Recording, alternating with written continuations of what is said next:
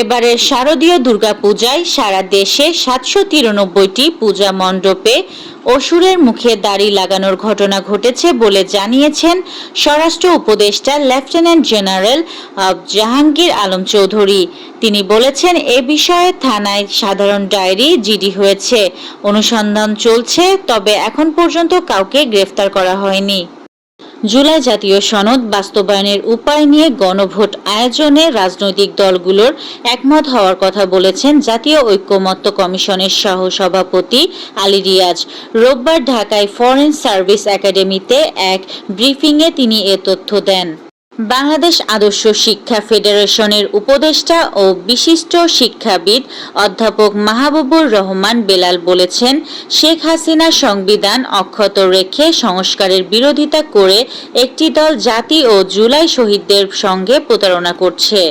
রোববার রংপুর টাউন হলে আন্তর্জাতিক শিক্ষক দিবস উপলক্ষে বাংলাদেশ আদর্শ শিক্ষক ফেডারেশন রংপুর জেলা ও মহানগর শাখার আয়োজনে আলোচনা সভায় প্রধান অতিথির বক্তব্যে তিনি একথা বলেন।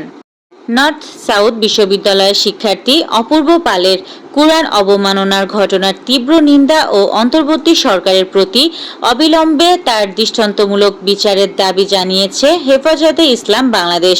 দলটির আমির আল্লামা মুহিবুল্লাহ বাবুনগরী ও মহাসচিব আল্লামা সাজেদুর রহমান এক বিবৃতিতে হুঁশিয়ারি উচ্চারণ করে বলেন, কুরআন অবমাননাকারী অপূর্বের দৃষ্টান্তমূলক বিচার নিশ্চিত না করলে ঢাকা অভিমুখে লং মার্চ করবেন তারা।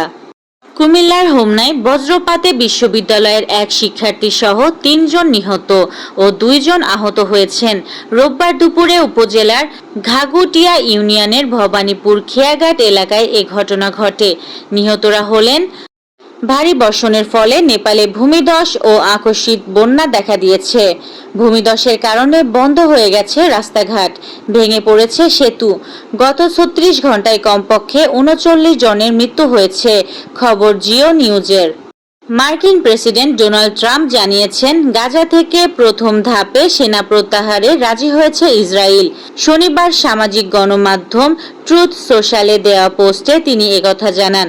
হামাস চুক্তিটি নিশ্চিত করার পরেই যুদ্ধবিরতি ও বন্দি বিনিময় শুরু হবে, খবর নিউ ইয়র্ক পোস্টারে। সেভিয়ার মাঠে আজ মাঠে নামার আগ পর্যন্ত বার্সেলোনায় ছিল লা লিগায় একমাত্র অপরাজিত দল।